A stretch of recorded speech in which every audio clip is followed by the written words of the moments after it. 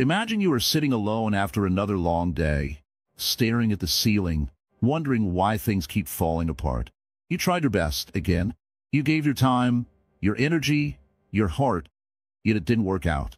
The job didn't last, the relationship faded, the plan failed. You ask yourself, why me? What am I doing wrong? Do you ever wake up with a heavy heart, already tired before the day has even begun? Do you sometimes feel like life is passing by, and all you're doing is trying not to fall behind? You scroll through your phone, see others winning, smiling, moving ahead, and wonder, where did I go wrong? Have you ever been afraid to try again because you're too tired of falling down? Does the word failure feel like it's chasing you again and again? No matter what you do, you're not alone. Everyone has been there. But what if failure is not the enemy? What if it's the beginning of something deeper? Think of a seed. It must break to grow. It must go through darkness before it can reach the light. That's not failure. That's transformation. Just like the teachings of the Buddha, gentle, quiet, yet powerful, whispering to us in our hardest moments, there's another way. Welcome to Wisdom Woven. If you've been searching for peace, for understanding, for a reason to keep going, you're in the right place.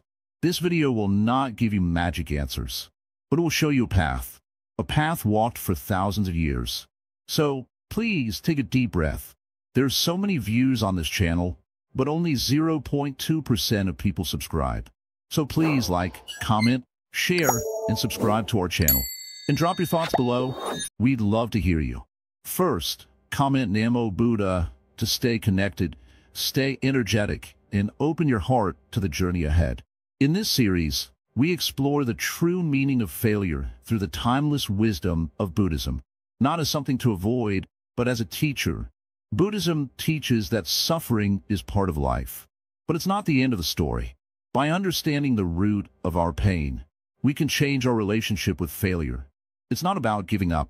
It's about waking up, understanding the nature of suffering, what Buddhism really says.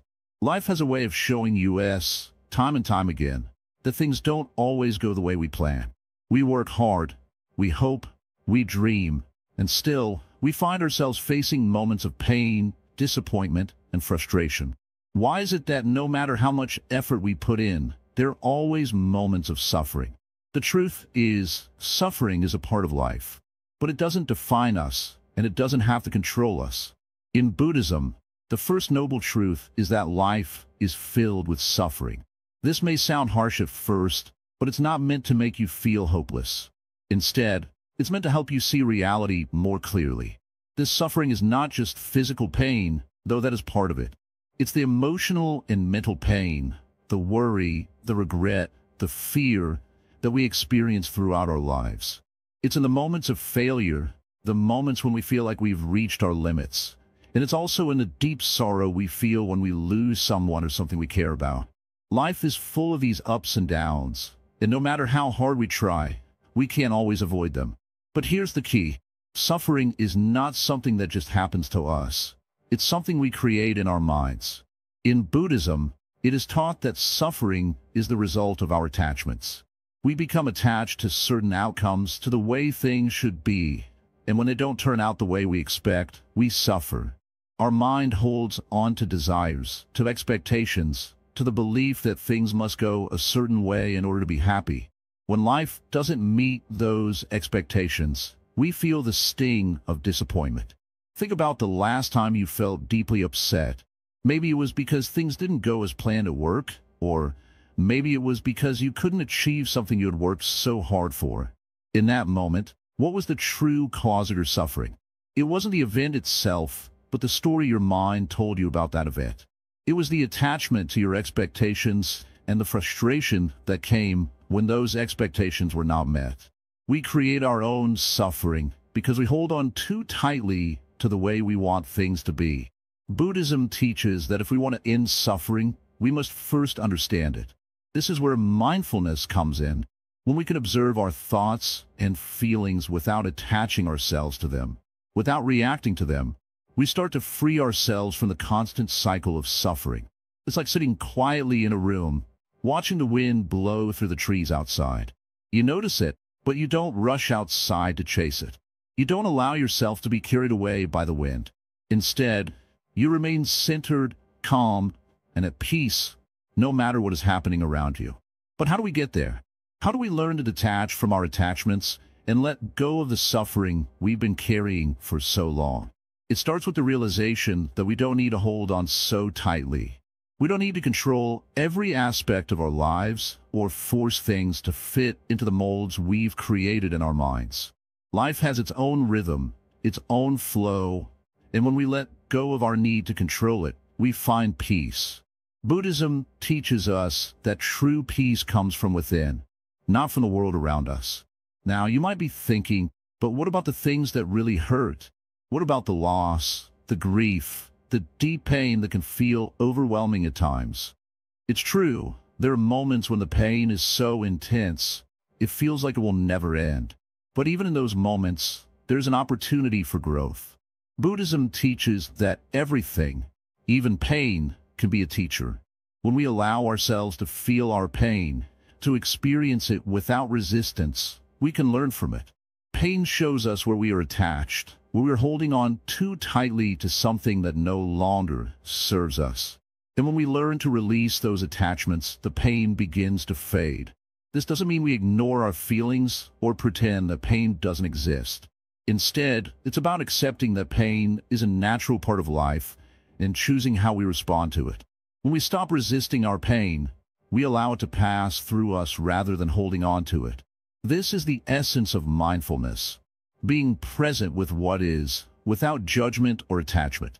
In Buddhism, there's a story of a monk who was traveling through a dense forest. Along the way, he came across a river that was too deep and fast to cross. As he stood there, trying to figure out how to get across, a woman appeared. She was also trying to cross, but she was struggling. The monk looked at her and said, "Let me help you." He carried her across the river, and once they reached the other side, the woman thanked him and went on her way. But after some time, the monk began to wonder, why had he helped her? In Buddhism, monks are taught to avoid any attachment to others or to the material world. Yet here he was, having helped someone in a way that seemed to contradict his teachings. He sat quietly under a tree, reflecting on the experience. He realized that his act of kindness had not come from attachment or expectation, but from compassion. He had helped the woman because he saw her suffering and chose to respond with kindness, without any expectation of reward or recognition. This story teaches us an important lesson about suffering. Sometimes, in our desire to avoid suffering, we avoid helping others or engaging with the world around us. We think that if we distance ourselves from pain, we'll be free of it. But the truth is, suffering is a part of life. It's how we respond to it that matters. Just like the monk, we can choose to approach suffering with compassion, without attachment to the outcome. The Buddha's teachings remind us that suffering is not something to be afraid of, but something to be understood. When we understand the nature of suffering, we can begin to transform it. We can start to see the lessons in every difficult experience, and we can begin to let go of the attachments that keep us trapped in cycles of pain. Suffering doesn't have to be the end of the story. It can be the beginning of a new chapter, one where we learn to live with greater awareness, compassion, and peace. So, the next time you face a challenge, a setback, or a moment of pain, remember, it's not the event that causes suffering. It's our reaction to it. By learning to let go of our attachments, by learning to sit with our pain without judgment, we can start to free ourselves from the cycle of suffering. And in that freedom, we find the peace and clarity that come with true understanding.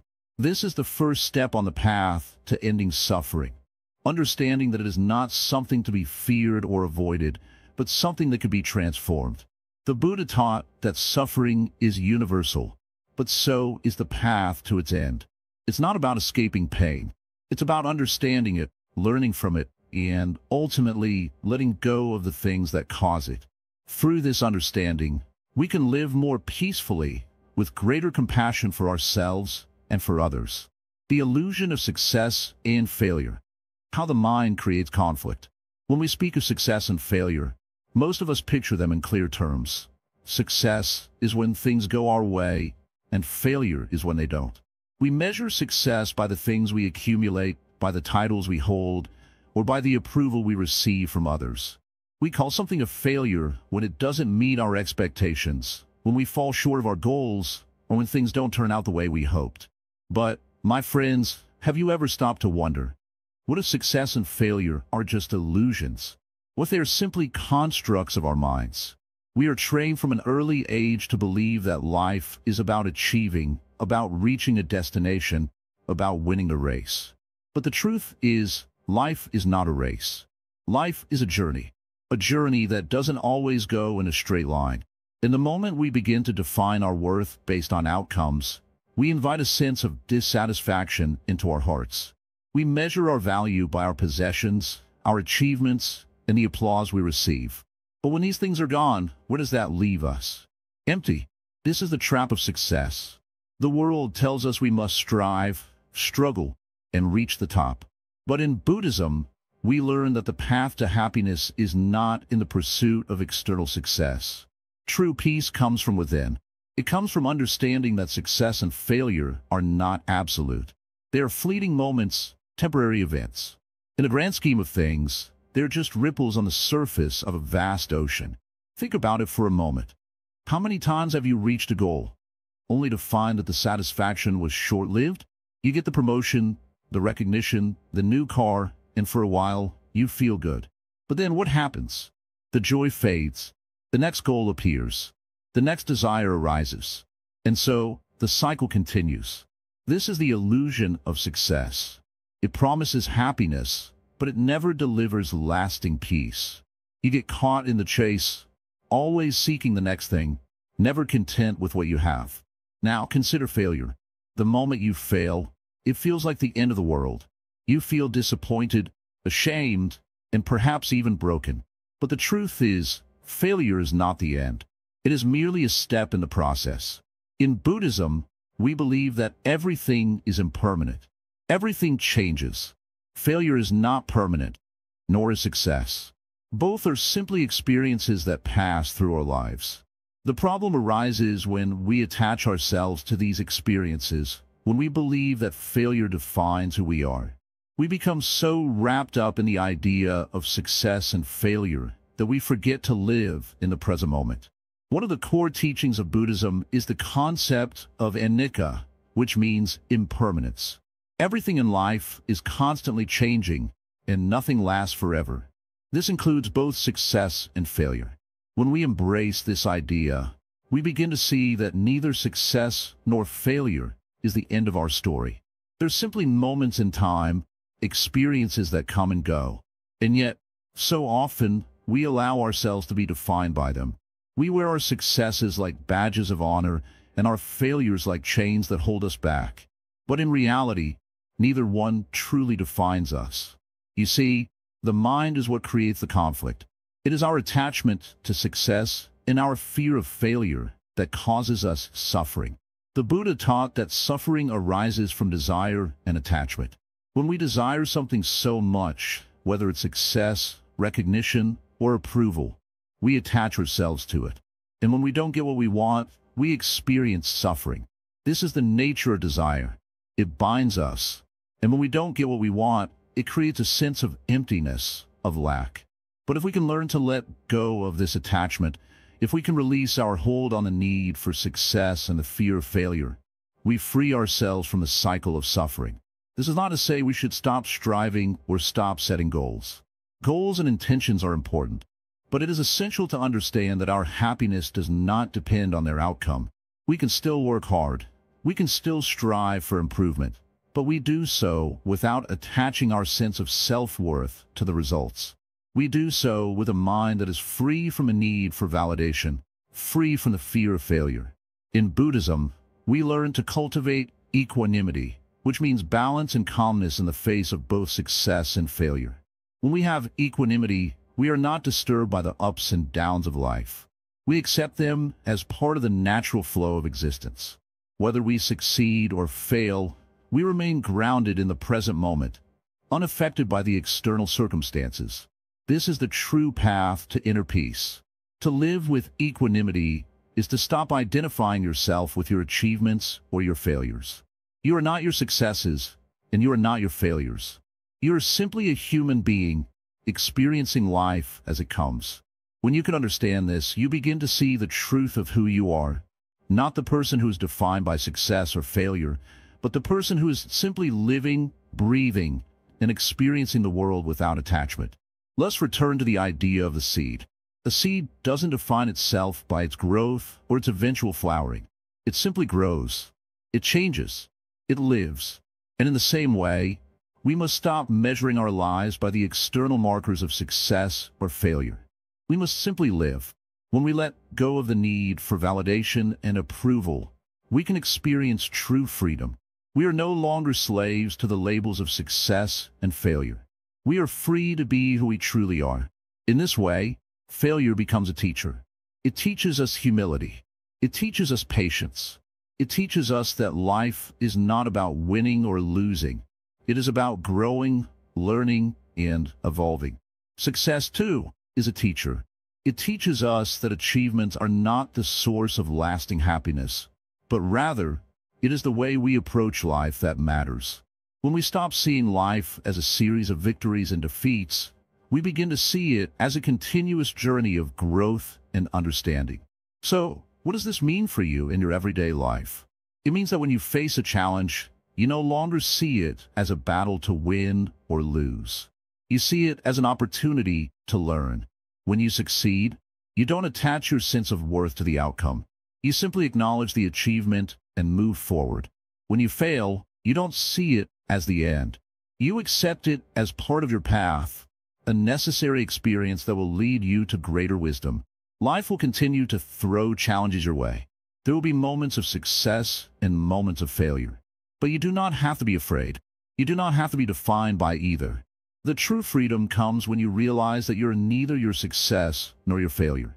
You are simply a human being experiencing the fullness of life. And when you let go of the illusion of success and failure, you open yourself up to a deeper peace, a peace that comes from within. This is the path of Buddhism. This is the path of wisdom. And so, my friends, when you next find yourself facing what you perceive to be a failure, remember this: it is not the end. It is simply a part of the journey. Do not fear it. Embrace it. For in every moment, whether in success or in failure, there is an opportunity to learn, to grow, and to awaken to the truth of who you are. The path is not about winning or losing. The path is about living with an open heart, free from attachment, and filled with wisdom. And this is the true power of Buddhism. The root cause of your struggles: craving, aversion, and ignorance.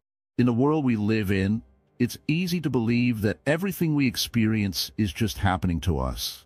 We tend to think that our failures, our pains, and our struggles are simply the result of bad luck or bad circumstances. But in reality, there's something much deeper at play, something that drives our suffering, often without us even realizing it. It's a simple truth that the Buddha spoke of thousands of years ago. Our suffering arises from three root causes: craving, aversion, and ignorance. Let me first explain what craving is. Craving is when we desperately want something, when we believe that our happiness depends on it. It could be a possession, a status, a relationship, or a future outcome. We think that if we just get that one thing, everything will be better. But here's the truth: once we get it, it's never enough. The joy it brings is fleeting. We're left wanting more, always chasing something outside of ourselves to fill an emptiness that can never truly be filled. The craving for more and more leads to disappointment, because we've built our happiness on something external that is always shifting and changing. We tie our sense of self-worth to things that are unstable. And when they fail, we fail too. Now, let's talk about aversion. Aversion is the opposite of craving. It's when we push away something we don't like or are afraid of. We see it as an enemy. Maybe it's a difficult situation, a person, or even a part of ourselves. We think, if only I could escape this, I'd be happy. But the truth is, by pushing things away, we're only creating more suffering for ourselves. Because avoidance doesn't solve the problem, it prolongs it. We spend so much energy resisting what we fear, only to find that our resistance often strengthens the very thing we're trying to avoid. The more we push, the harder it is to let go. And then there's ignorance. Ignorance isn't just about not knowing something. It's about not seeing things as they truly are. We live in a world filled with distractions, and most of us go through life without ever pausing to ask ourselves why we feel the way we do, or why things are the way they are. We react to situations based on assumptions and misconceptions, thinking we understand what's going on when, in reality, we're completely out of touch with the present moment. This ignorance of a truth keeps us locked in a cycle of confusion and suffering. We become trapped in patterns that we can't even see. Let me tell you a story to illustrate this. Imagine you're walking down a path, and in front of you is a beautiful flower. You stop, admire it, and decide to pick it. But the moment you pick the flower, it starts to wilt in your hands. It's no longer as beautiful as it was in a moment before. Now, imagine the same flower, but this time you decide to let it be, to simply enjoy it where it is, without trying to possess it. The flower remains vibrant and alive, and you enjoy it fully, without the need to own it. This is how craving works. When we crave something, we hold on to it too tightly. We try to possess it, to make it our own. But in doing so, we suffocate it. When we let go of the need to control, to possess, we can appreciate things for what they are, without the burden of expectation. This is a simple shift in perspective, but it can change everything. Craving makes us grasp at life, trying to hold on to what we think will bring us happiness. But life isn't meant to be grasped. It's meant to be experienced and let go of. In the same way, aversion works in our lives. When we push things away, we only create more resistance. We reject people, situations, and feelings, believing that if we avoid them, we will find peace. But peace isn't found in avoidance. Peace is found in acceptance. This doesn't mean we have to like everything that comes our way, but it does mean we stop fighting against it. We stop struggling. We stop feeding the battle within us. When we can accept what is, without judgment, we create space for peace to enter. Ignorance, the third root cause, is what keeps us locked in the cycle. We don't see things clearly. We are often unaware of our thoughts, emotions, and the patterns we repeat. We think we understand what's happening, but in truth, we're reacting from a place of illusion. Imagine you're looking through a window that's covered in dust. You can see the world outside, but the view is blurry, distorted. This is how ignorance works. It clouds our understanding of life, making it difficult to see things clearly. When we don't see things as they are, we make decisions based on misconceptions, and these decisions only lead to more suffering. But here's the good news. When we begin to recognize these root causes, when we start to see how craving, aversion, and ignorance affect our lives, we can begin to break free from them. It's not about eliminating these feelings completely. They are part of being human, but it's about recognizing when they arise and choosing not to be controlled by them. The Buddha taught that by understanding the nature of our suffering and the causes behind it, we can begin to transform our lives. We don't have to be slaves to craving, aversion, and ignorance. We can choose to act with awareness, to let go of attachment, to embrace what is without judgment, and to see the truth clearly. This is the path to freedom. This is the path to true peace. So, next time you feel overwhelmed, next time you find yourself struggling with failure, ask yourself, is this a moment of craving? Am I wanting something too much? Or is this a moment of aversion? Am I resisting something I don't want to face? Or am I simply not seeing things clearly? By asking these questions, you can begin to move from suffering to freedom, from confusion to clarity. This is the wisdom the Buddha offers us. It's simple, but it's not easy. It takes time, practice, and patience. But the more you understand these root causes, the more you can let go of them. And when you let go, you make space for peace, for joy, and for a life that is not controlled by the endless cycles of craving, aversion, and ignorance. Remember, your struggles are not the result of external forces. They come from within, but by understanding their roots, you can transform them. And that transformation is the key to true freedom. Letting go. Why acceptance is not weakness but strength. There's a saying in Buddhism, let go or be dragged. These words carry deep wisdom, but they're not always easy to understand. In life, we often find ourselves clinging to ideas, people, possessions, expectations, even memories of past mistakes. We believe that holding on tight will somehow give us control, security, or a sense of purpose. But in reality, clinging only leads to pain. It's like trying to hold on to sand. The tighter you grip it, the faster it slips through your fingers. Letting go is not about giving up. It's about finding peace in the present moment. It's about understanding that we don't have to control everything, that life is fluid, and things will change whether we want them to or not. Sometimes we have to let go of what we thought we needed in order to make space for what is truly meant for us.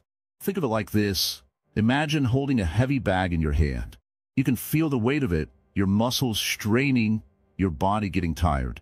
Every time you walk, it drags you down. But what happens if you simply put the bag down? The moment you release it, you feel lighter. You can move more freely, with less effort. You may even realize that you didn't need that heavy bag in the first place. It was only slowing you down.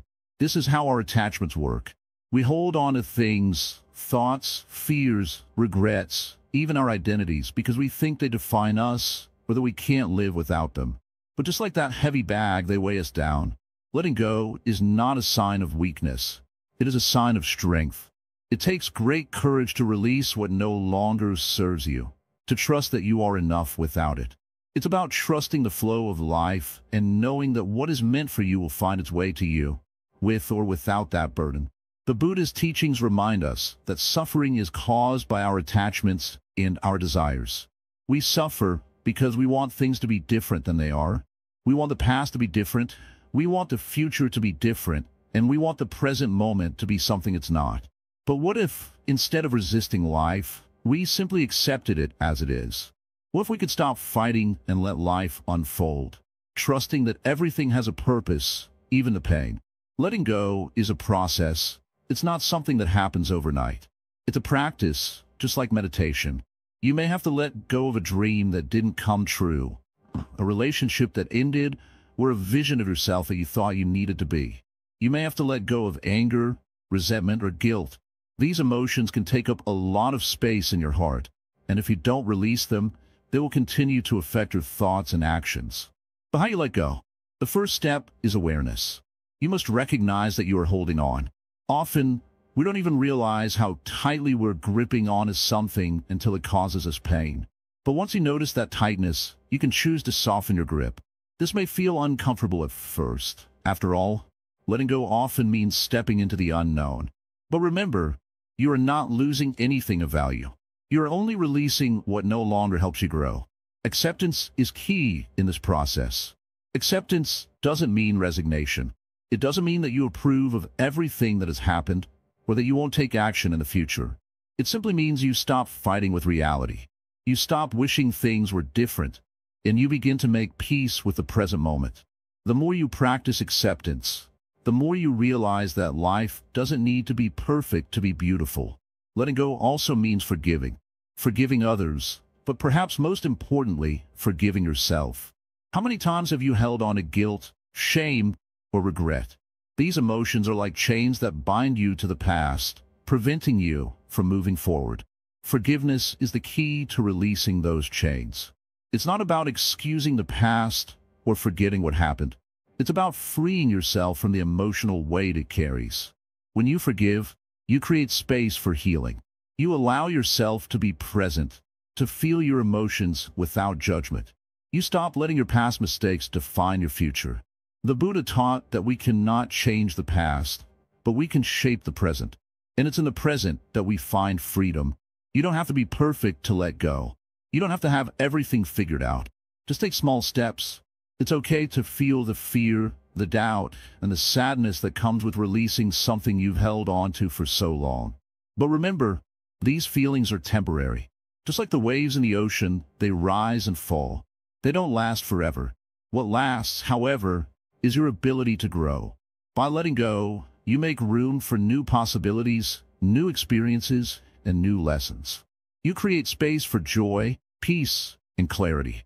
You stop letting your past define you, and you begin to embrace the endless potential of the present moment. This is what Buddhism teaches us, not to fight against life, but to flow with it. It's not about trying to control everything, but about learning to accept and release what we cannot change. The more we practice letting go, the lighter we become, the freer we feel, and the more we open ourselves to the beauty of life as it is. So, when you find yourself clinging to something, ask yourself, is this helping me grow? Is this weight I'm carrying really necessary? And if the answer is no, then let it go. Not for anyone else, but for yourself. Let it go so you can find peace, so you can live with less burden, so you can experience life with an open heart and a clear mind. Letting go is not about becoming empty, it's about becoming whole. It's about realizing that you are enough as you are, without the things you've been holding on to. When you release, you make space for what's truly meant for you. It's in letting go that you find the true strength to move forward. The power of mindfulness, building awareness over reaction. In life, there are moments when everything feels overwhelming. The noise of the world, the endless tasks, the constant rush. It's like we're always caught in a whirlwind. We react, often without thinking. Someone says something that bothers us, and immediately we respond with anger. The situation doesn't go the way we wanted, and we feel frustration rise inside us. The world seems out of control, and we find ourselves reacting to it over and over again. But what if I told you that the secret to peace is not in changing the world around you, but in changing how you respond to it? Mindfulness is the key.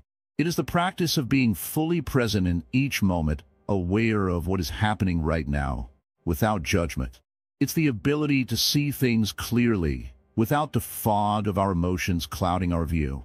Imagine for a moment that you could pause in the middle of your daily rush, take a step back, and observe your thoughts and feelings instead of reacting automatically.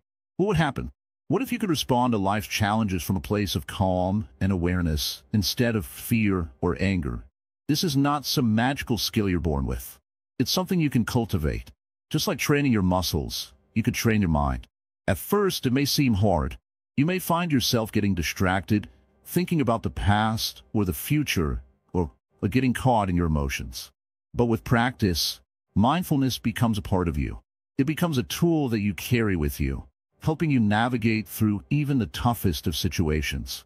Buddhism teaches us that suffering comes not from the world itself, but from our reaction to it. When something happens, we often add layers of fear, frustration, and anxiety. We don't just experience the situation, we react to it, sometimes in ways that make the suffering worse. For example, when something doesn't go the way we planned, we might feel disappointment. But then, instead of simply feeling that disappointment and letting it pass, we add more layers, thoughts of regret, anger, or worry. Before we know it, the situation becomes much bigger than it actually is. We've created a story around the situation, and that story becomes our reality. Mindfulness helps us stop that cycle. It teaches us to recognize our thoughts and feelings without being swept away by them. Instead of reacting immediately, we learn to pause. We notice what's happening inside us, the tightness in our chest, the flutter of anxiety, the sudden rush of anger, and we simply observe. In that moment, we don't need to act. We just need to be aware. And when we become aware, the power of choice becomes available to us. We can decide how to respond, rather than being controlled by our impulses. When you practice mindfulness, you learn to live in the present. You stop dwelling on past mistakes or worrying about the future. You see the world as it truly is, without the lens of fear or attachment. You become less reactive, less stressed, and more at peace with what is. This doesn't mean that you won't feel emotions anymore. It doesn't mean you won't face challenges. It means that when those things arise, you will meet them with a calm mind and an open heart. Let me give you an example. Imagine you're walking down the street, and you see someone you know, but they ignore you. What is your first reaction? Maybe you feel hurt, confused, or even angry. That's the first layer of reaction. But mindfulness allows you to take a step back and notice those feelings. You don't have to act on them. You don't have to go into a spiral of negative thoughts about why they ignored you. Instead, you simply acknowledge the feeling, I feel hurt, and then let it go. You don't need to make a story around it. You don't need to let it define you. In that moment, you realize that the situation doesn't have to control your peace. You are free to let go and move forward. Mindfulness isn't just about sitting quietly in meditation. It's about bringing awareness into every moment of your life. It's about how you respond when your car breaks down, when you're stuck in traffic, when someone cuts in front of you in line. Life will always throw challenges your way. It's how you meet them that makes all the difference. Do you meet them with anger, frustration, and stress? Or do you meet them with awareness, calm, and understanding? This practice of mindfulness is not about achieving perfection. It's not about never feeling upset or angry. It's about recognizing that you have a choice. You can choose how to respond, and with practice, you can choose the response that brings you peace. It's about accepting that life will have ups and downs, but that doesn't mean you have to be at the mercy of every wave that comes your way. Instead, you can learn to surf those waves, to ride them with balance and grace, no matter how high or low they get. In Buddhism, this is called right action, the ability to act in a way that is calm, thoughtful, and compassionate, even in the face of difficulties. Mindfulness allows you to act from a place of clarity rather than from a place of reactivity. It gives you the ability to respond with kindness, even when others are unkind. It helps you to stay grounded, even when the world feels shaky. The beauty of mindfulness is that it doesn't require you to change the world. It requires you to change yourself. It requires you to shift your focus from the outside world to the inner world, to the world of your thoughts and emotions. When you learn to manage your inner world, the outer world doesn't have the same power over you. When you're mindful, you realize that everything is temporary. The emotions you feel, the situations you face, they all come and go. Nothing lasts forever. You're not stuck in your anger, your sadness, or your frustration. You can watch them arise and fade, like clouds in the sky. And when you let go of your attachment to these emotions, you are free. You no longer let your feelings control you. You no longer let your reactions dictate your peace. This is the power of mindfulness. It's a tool, a practice, a way of life that helps you find peace in every moment. It's not about avoiding life's difficulties. It's about learning to meet them with awareness, with an open heart, and with the wisdom to know that everything, good or bad, is temporary. So, the next time life throws a challenge your way, remember this. You don't have to react. You can pause, you can breathe, and you can choose how to respond. With mindfulness, you hold the key to your peace. It's within you, always just waiting to be unlocked. Reframing failure. Lessons from Buddhist monastic life. Imagine a monk sitting quietly, observing the world around him. His life is simple, his mind calm, yet the world doesn't stop spinning. The monk is not immune to failure. He faces challenges, losses, and moments of doubt, just like everyone else. But there's something about the way he approaches life that's different. He doesn't see failure the way most of us do. He doesn't see it as a sign that he's not good enough or that he should give up. Instead, he views failure as an opportunity to learn, to grow, and to deepen his understanding of himself and the world. In the world of Buddhism, failure isn't a mark of shame or defeat. It's a teacher. When a monk fails, he doesn't react with frustration or bitterness. He doesn't allow failure to define him or make him question his worth. Instead, he reflects on it. He asks himself, what can I learn from this experience? How can I use this failure to grow wiser, kinder, and more compassionate? This mindset is rooted in the Buddhist understanding of impermanence. Everything is always changing. No situation, no feeling, no moment is permanent. What feels like failure today may be the very thing that leads to growth tomorrow. Failure, then, is not something to avoid or fear. It's simply a part of life's constant ebb and flow. Just as a river flows, sometimes fast and sometimes slow, life has its ups and downs. And the monk knows that even in the down moments, there's wisdom to be found. Let's step back for a moment and think about our own experiences with failure. How do we typically react when things don't go as planned? Often, we become frustrated or angry with ourselves. We may blame others or feel like the world is against us. We might even begin to question our abilities, our worth, or our future. Failure can make us feel small, insignificant, or unworthy. But what if we could approach failure the way the monk does? What if we could see each setback as an invitation to reflect, to learn, and to rise stronger? What if we could approach failure with curiosity instead of fear? In the Buddhist monastic life, there's a practice called right effort. It's about making the effort to cultivate a peaceful mind, to act with kindness, and to live in harmony with the world around us. But right effort isn't about striving for perfection or avoiding failure. It's about making the effort to grow, to learn, and to evolve with every experience, whether it's a success or a failure. When we fail, it's easy to want to run away from the pain. We want to avoid the discomfort and find a quick fix. But Buddhism teaches us that we must face our suffering head-on. We must sit with it, breathe through it, and allow ourselves to feel it fully. Only then can we truly begin to understand its nature and its lessons. Think of a potter at the wheel, shaping clay. With each turn, the potter molds the clay, sometimes making mistakes. The clay might collapse, the shape might be imperfect, but instead of throwing it away, the potter works with it, adjusting, refining, and shaping it into something new. Failure, in this sense, is part of the creative process. It's not something to be feared or avoided, but something to work with, to learn from, and to transform. This approach to failure isn't about denying our emotions or pretending that we're okay when we're not. It's about acknowledging our pain and using it as a catalyst for change. The monk doesn't deny the reality of failure. He doesn't pretend that it doesn't hurt, but he understands that failure is not the end.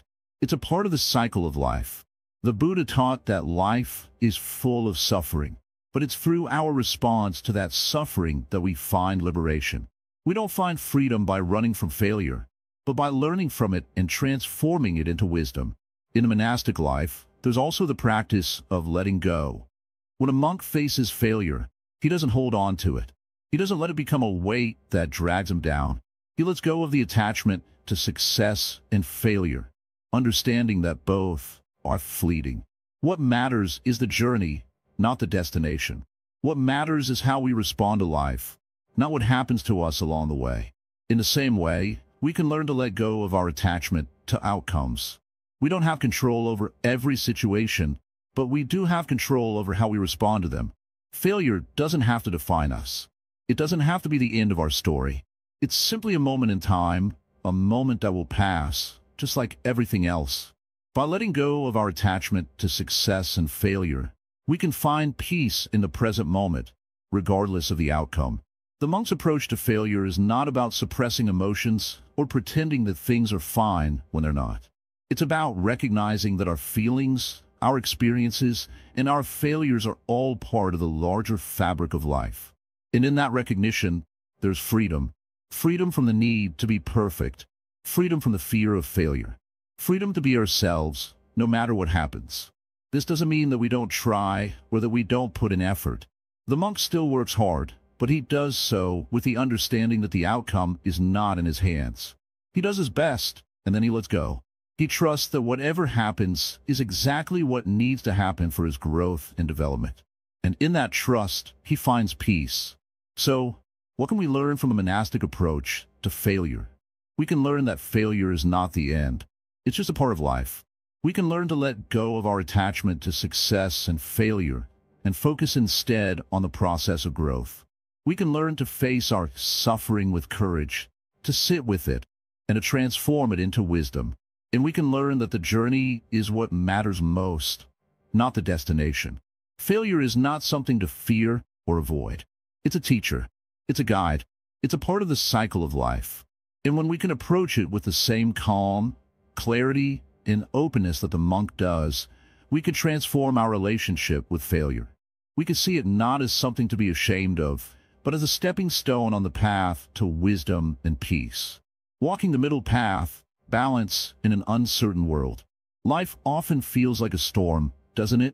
Sometimes it's a quiet drizzle, but other times it's a torrential downpour of challenges, doubts, and fears. In those moments, we may feel overwhelmed by extremes. Either we strive for more, endlessly chasing success, or we fall into despair, thinking everything is beyond our reach.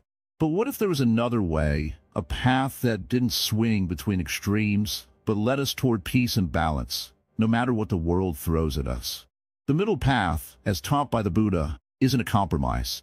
It's not about picking the average or just going for the easiest option. It's about finding harmony, understanding, and balance in every situation of life, even when things seem impossible. Imagine for a moment, you're walking down a narrow road on a mountain. On one side, there's a steep drop. On the other, there's a dense thicket of thorns. If you veer too far left, you'll fall. If you veer too far right, you'll get caught in the thorns. The key is to stay steady, focused, and centered, walking with awareness. The middle path is like that. It's not about avoiding challenges or living in the extremes of pleasure or pain. It's about living with clarity and presence, regardless of what the world is doing around you. But what does that look like in your everyday life? In a world that constantly tells you to strive for more, have more, be more, it can feel impossible to slow down and find balance. We're told that to succeed, we must push ourselves beyond limits, work ourselves to exhaustion, sacrifice our well-being for the next achievement. On the other hand, when life feels tough, we're often told to retreat, to withdraw from the world, to give up. But neither extreme brings lasting peace or happiness. The Buddhist teaching of the middle path is different. It calls for a balanced approach. It doesn't ask you to reject ambition, nor does it ask you to run away from discomfort. Instead, it asks you to embrace both, living in the world without being consumed by it, working hard without letting work define you, achieving without losing yourself in achievement. Think about it. When we chase after things with the expectation that they will bring us happiness, we often set ourselves up for disappointment. We may get the promotion, the car, the house, but the feeling of fulfillment fades away quickly. The middle path doesn't reject desires, but teaches us to be mindful of them. We don't have to push away all our desires, but we also don't need to let them rule us. We can enjoy the things we have, but not depend on them for our happiness. It's easy to get caught in the idea that happiness comes from external sources. If only I had this, if only I were in that relationship, if only I had more money. The middle path teaches us that true happiness doesn't come from things or people. It comes from within. It's about cultivating inner peace and understanding, regardless of what's going on around us. When we find balance within, we no longer need to chase after external validation to feel good about ourselves. The middle way also teaches us how to handle suffering. Life is full of challenges, pain, and loss. But suffering, according to the Buddha, is not something to be avoided at all costs. Instead, we must learn to face it, understand its roots, and respond with wisdom. The middle path doesn't ask us to ignore or suppress our pain. It encourages us to look at it with clarity and compassion. By doing so, we transform our relationship with suffering, not letting it overwhelm us, but using it as an opportunity for growth. This path requires mindfulness, the ability to be fully present in each moment. It's easy to become distracted by worries about the future or regrets about the past, but the middle path teaches us to be right here, right now. When we focus on the present, we can make decisions from a place of peace, not from a place of fear or anxiety. We can respond thoughtfully rather than react impulsively. It's also about patience. In today's world, we want everything quickly: success, answers, happiness. But the Buddha reminds us that things take time. Growth isn't instantaneous. Healing isn't quick. Finding balance requires us to be patient with ourselves and with life. Sometimes, we may feel like we're taking 2 steps forward and 1 step back. That's okay. The middle path teaches us to be patient, to trust the process, and to understand that progress, however small, is still progress. Living the middle path means living with compassion for others and for ourselves. Compassion isn't about pity or trying to fix everything. It's about recognizing that everyone, including ourselves, is going through their own struggles. When we are compassionate, we understand that pain is a part of life. We don't have to fight it or avoid it. Instead, we embrace it with understanding and love, knowing that it too shall pass. Balance is not something you find once and then forget about. It's a daily practice, a commitment to being mindful of your thoughts, actions, and emotions. Some days, it will feel like you're walking the path with ease. Other days, it may seem like the world is pushing you off course. But every step is part of the journey, and with each step, you get closer to finding peace, no matter what life throws at you. When you find yourself caught in the extremes, whether it's pushing too hard or retreating too far, remember the middle path. It's about staying present, balanced, and mindful without being pulled into the drama of life. You don't have to have all the answers right away. Just take it one step at a time with awareness and patience, and trust that you're on the right path. In every moment, the choice to walk the middle path is yours. It's not always easy, but it's always worth it. With time, you'll begin to see that this balance doesn't just lead to inner peace. It leads to a deeper connection with yourself and with the world around you. Life may be uncertain, but walking the middle path gives you the strength and clarity to navigate it with grace. And when you can walk with balance, nothing in this world can shake you. Karma and Rebirth, a deeper look into cause and effect. Sit with me for a while. Just for a short time, leave the noise outside. Come closer, not with your ears, but with your heart. I want to tell you something that has no beginning and no end. Something you've always known, but maybe forgot along the way. Have you ever wondered why life feels the way it does? Why some people seem to be born into peace and others into storms? Why one person carries so much burden while another walks lightly through life? This is not punishment. This is not luck. This is the gentle, quiet law of karma, action and consequence. Karma is not a system of reward and punishment. It is not someone in the sky keeping score. Karma is simply the truth that everything we do, think, or say leaves a mark. Every word you speak, every choice you make, every feeling you carry, these are seeds. And seeds grow. Sometimes they grow tomorrow, sometimes after many years. But they grow. When you speak with anger, that anger doesn't end when the words stop. It moves, it echoes, it builds.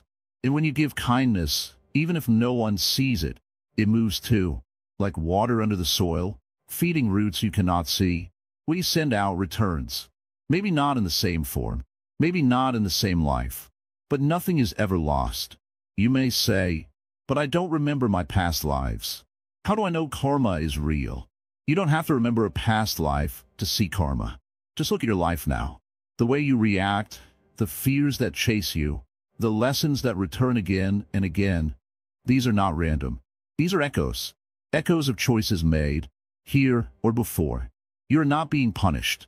You're being shown what needs to be understood, healed, transformed. Rebirth is not just about being born again in a new body. Rebirth happens every day. Every moment you choose peace over anger, that is rebirth. Every time you forgive instead of blame, that is rebirth.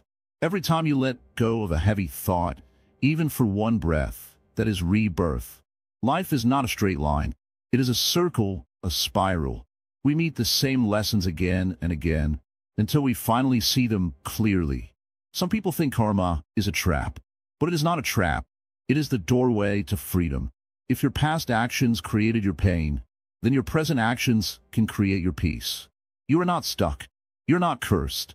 You are simply in a story, and the pen is still in your hand. Let me tell you a small story. Long ago, in a quiet village, there was a man who always complained. "Why does misfortune follow me?" he would cry. "I help others, but no one helps me." One day, an old monk visited the village. The man asked the monk, "Why am I always suffering?" The monk smiled gently and said, "Do you remember how many times you helped others without expectation?" The man nodded. "Then wait. The fruit of your kindness is still ripening." The man did not understand at first, but he waited. He watched. And slowly, over time, life changed, not with noise, but with silence. He began to notice that people trusted him more. Opportunities came to him without force. His heart grew softer, his pain lighter. That is karma, not instant but certain. You see, karma is like planting bamboo. You water it for years, and nothing seems to happen. Then, one day it shoots up into the sky. So fast, so tall. But the truth is, it was always growing. Just not where your eyes could see. If you're tired of failing, tired of hurting, tired of repeating the same patterns, don't fight harder. Instead, pause. Reflect. Where are you planting now? What thoughts are you watering? What words are you spreading? The future is not a mystery. It is already being written by your present. In Buddhism, we don't fear karma. We trust it. We learn from it. We use it. A wise person does not avoid responsibility. They embrace it because they know it means they have power. Real power. The power to change the story. Not by shouting, not by running, but by acting with awareness. Even the smallest act of goodness has weight. A kind smile, a soft word, a patient breath. These are not small things. They're the beginning of new lifetimes. And even if you don't see the result right away, keep going. The tree doesn't rush to bear fruit, but it never stops growing. And when things fall apart, when pain comes, do not say, "This is unfair." Instead, ask gently, "What is this teaching me?" Karma is not here to hurt you. It is here to awaken you. The pain you feel may be the very thing that saves you, brings you to the path, opens your eyes. Rebirth is not far away. It is here now. You can begin again at any moment. With one kind thought, one honest word, one step in the right direction. You don't need to be perfect. You only need to be willing. So, my friend, if you're tired of falling, of failing, of feeling lost, don't try to escape. Just look deeper. Life is not against you. Life is your mirror. It shows you what you carry, and it waits patiently for you to change it. Let karma guide you, not scare you. Let rebirth be your hope, not your fear. Every moment is new. Every breath is a door. The next chapter of your life begins when you choose to see clearly, act gently, and walk with care. We are all walking this path together, and we all carry the seeds of peace just waiting to bloom. Building resilience. Buddhist practices for inner strength in daily life. Life is unpredictable. It's full of twists, turns, and moments that make us feel small, weak, and powerless. There are days when everything seems to be against us. The weight of the world bears down on our shoulders. You wake up in the morning and already feel exhausted, thinking, "How can I face another day?" But what if I told you that even in those moments of struggle, there's a way to find inner strength. There's a way to build resilience that doesn't come from fighting the world, but from understanding and accepting it. In Buddhism, resilience isn't about pushing through the pain with sheer willpower. It's not about being tough or pretending that everything is fine. True resilience comes from a deep understanding of the nature of life. Life is impermanent. It's ever-changing. Nothing stays the same, not our successes, not our failures. And this is something Buddha taught us in his path to enlightenment. By embracing this truth, we can begin to build a strength that comes from within, from our very core. One of the most important practices in Buddhism that helps us build this inner resilience is mindfulness. Mindfulness isn't just about sitting in silence for hours. It's about becoming aware of our thoughts, our emotions, and the world around us in every moment. It's about being present with what is, without trying to change it, judge it, or run away from it. This practice, if done consistently, can help us develop an incredible level of resilience because it teaches us to deal with life exactly as it is, not as we wish it to be. When we're mindful, we can notice when we're starting to feel overwhelmed, stressed, or anxious. We can recognize these feelings without letting them take over. Instead of reacting automatically, we can respond in a way that is calm, deliberate, and thoughtful. We realize that emotions like anger, frustration, or sadness don't define us. They are simply passing clouds in the vast sky of our mind. They come and they go. This perspective gives us power. It reminds us that no matter what happens, we can stay grounded and centered. Another powerful Buddhist practice for resilience is the cultivation of compassion. When we face difficulties, it's easy to become hard on ourselves. We start to think, why am I not good enough? Why does everything go wrong for me? We begin to criticize ourselves, which only makes the situation worse.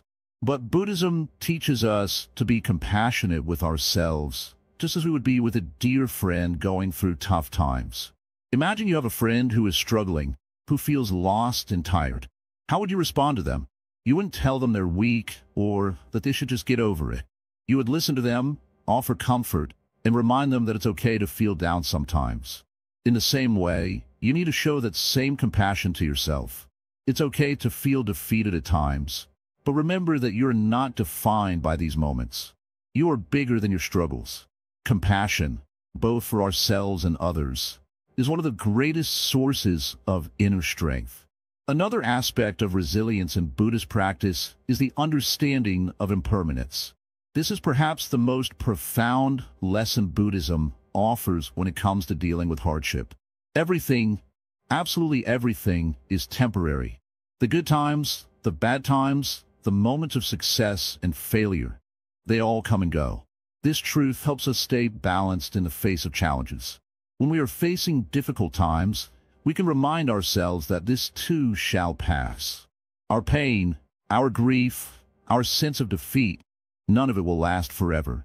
This understanding gives us the strength to keep going, even when the road ahead seems dark. And then, there's the practice of letting go. Letting go isn't about giving up. It's about releasing our attachment to the outcome. We often think that if we control every aspect of our life, we can avoid pain or failure. But this is an illusion. No matter how much we try to control things, life will always unfold in its own way. What we can control, however, is our response to it. Letting go means surrendering to the flow of life without resistance. It means accepting that we cannot control everything, but we can control how we react to it. Letting go also means not clinging to past mistakes, past failures, or past regrets. How many times have you carried the weight of past mistakes, thinking that you can never move forward? Buddhism teaches us that the past is gone, and the future is uncertain. The only moment that truly exists is the present. We can build resilience by embracing the present moment, free from the chains of our past, ready to move forward without fear. When we talk about resilience, it's also essential to understand the concept of samsara, the cycle of birth, death, and rebirth. In a way, life itself is constantly going through cycles of transformation. Every day is a new chance to begin again. Every day, we are given the opportunity to start fresh. This idea, deeply rooted in Buddhist philosophy, helps us develop resilience because it reminds us that we are never stuck. No matter what happens, we are always in a state of change, always in a state of renewal. Life's challenges are part of that process of rebirth.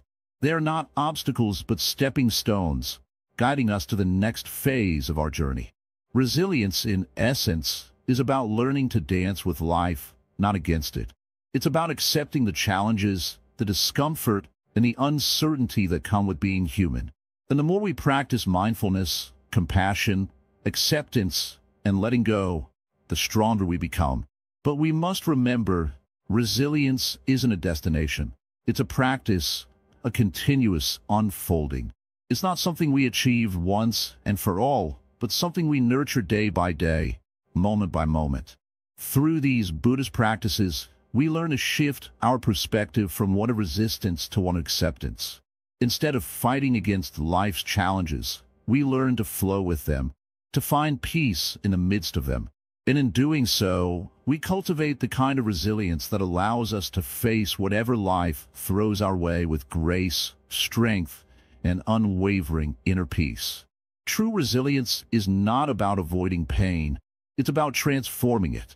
It's about using each setback as an opportunity to grow, to deepen our understanding of ourselves, and to move forward with greater wisdom.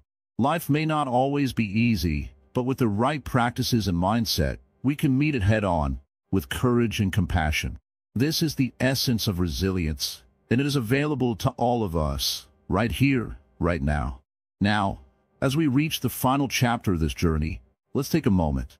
Let's take a deep breath together and reflect. You've walked with me through many layers of wisdom.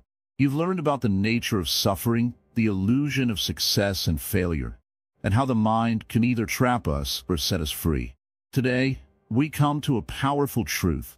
The power to rewrite your story is already in your hands.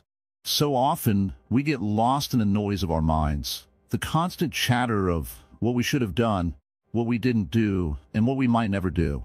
It's easy to become trapped in this endless cycle of self-doubt and regret. But here's the thing. Life, as the Buddha taught, is about impermanence. Everything changes. Nothing stays the same forever, not even the pain you're carrying. It will pass. Your failures, your disappointments, they are not the end of your story. They are simply chapters, parts of a larger journey that is always unfolding. What if I told you that every moment, no matter how small or insignificant it may seem, holds the key to your liberation? That every failure, every setback, every heartbreak is an invitation to grow? When you stop running from your pain, when you stop trying to escape, that's when you find true peace. Not in the absence of suffering, but in the way you learn to respond to it. You see, the Buddha did not teach us to ignore suffering. He did not ask us to pretend that things will always be perfect. No, he asked us to understand suffering, to face it, and to transform it into wisdom. Every challenge, every hardship is an opportunity to grow wiser, to grow stronger. And it all starts with how you choose to see things. Now, you might be wondering, but Zen Master, how do I start? How do I rewrite my story? The answer is simple, but not easy. It starts with awareness. It starts with being present, right here, right now. So often, we live in the past or the future, never fully in the present moment. But the present moment is all we ever really have. It's the only place where we can make a change. When you are present, when you truly experience each moment with mindfulness, you begin to see things clearly, without the filter of past fears or future anxieties. The Buddha's teachings guide us toward mindfulness. Mindfulness isn't just about sitting in meditation for an hour. It's about living each moment with intention, awareness, and compassion. It's about choosing to be fully present, even when life gets difficult. It's about letting go of your attachment to outcomes and embracing the process. Failure is part of that process. Embrace it. Don't fear it. The more you try to avoid failure, the more it will chase you. But when you accept it as part of life, it loses its power over you. This is where compassion comes in. Not just compassion for others, but compassion for yourself. So often, we are our own worst critics. We judge ourselves for our mistakes. We beat ourselves up for things we can't change. But that only deepens our suffering. What if, instead of judgment, you greeted yourself with kindness? What if you treated yourself the way you would treat a dear friend who is struggling? We are all human. We all fall. But compassion helps us rise again. As you rewrite your story, let go of the idea that you must be perfect. Let go of the need for constant success. Life isn't about always winning. It's about learning, evolving, and growing. With each mistake, you have a chance to grow wiser. With each failure, you have a chance to let go of the need to control everything. But how do you take this wisdom into your daily life? How do you live with it, breathe with it, and let it transform your world? It starts with small steps. Every day, practice mindfulness. Observe your thoughts without judgment. When you feel the weight of failure or disappointment, breathe deeply and remind yourself, this is just a moment. It will pass. Then ask yourself, what is this moment teaching me? What can I learn from this?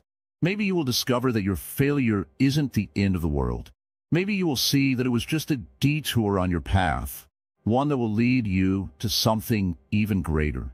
When you stop viewing life through the lens of failure and success, you begin to see it for what it truly is, a constant unfolding of experiences. Remember, the Buddha did not offer us a life free of suffering. He offered us a way to live in harmony with suffering, to not run from it, but to embrace it as a teacher. That's where true freedom lies. True freedom is not found in avoiding pain, but in transforming it. Every time you face hardship with awareness and compassion, you are rewiring your mind. You are breaking free from the cycle of fear and frustration. So, as you move forward, keep the wisdom of Buddhism in your heart. Life will not always be easy. There will be challenges, but these challenges are not there to break you. They are there to build you. They are the tools that help you shape your character, refine your soul, and grow deeper in your understanding of who you are. Take each day as it comes, and don't worry about the future. Life has a way of unfolding exactly as it needs to. Trust the process. Trust the wisdom you have gained. And most of all, trust yourself. As we close this video, remember, you are not alone. You have within you the same wisdom that the Buddha taught. You have the ability to transform your pain into peace, your failure into growth, and your story into one of wisdom and compassion. Thank you for walking this path with me. I hope you carry the lessons learned here into your life. Let them be a light when times are dark, a guide when you are lost, and a reminder that no matter how many times you fall, you can always rise again. Keep walking, keep learning, keep growing. And when you stumble, know that it's just part of the journey. You are not defined by your failures. You are defined by your ability to rise again, to learn, and to keep moving forward with wisdom, compassion, and an open heart. May you always find peace in your journey. Namo Buddha.